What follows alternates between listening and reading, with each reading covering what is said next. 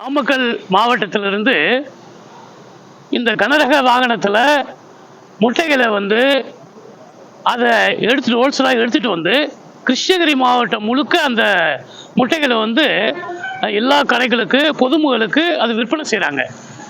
Bill தரதில்லை. இன்னொன்று பார்த்தீங்கன்னாக்கா அது விற்பனை செய்வதற்கு கிருஷ்ணகிரி மாவட்ட உணவு பாதுகாப்புத்துறை அதிகாரியுடைய சான்றிதழ் வேணும். அது கூட கிடையாது.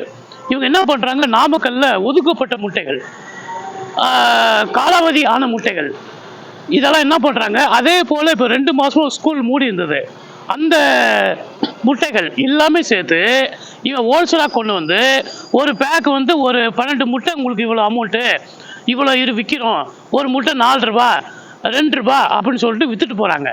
இதை சாப்பிட்றதுனால பொதுமக்களுக்கு மிகப்பெரிய பாதிப்பு ஏற்படுது. இதை மாவட்ட உணவு பாதுகாப்புத்துறை கண்காணிக்கணும்.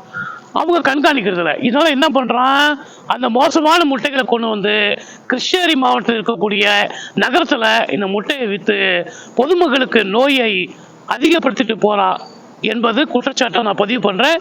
இதன் மீது மாவட்ட ஆட்சியர் உரிய நடவடிக்கை எடுக்கணும். சார், கடையிலே பார்த்தீங்கன்னா 6 ரூபாய்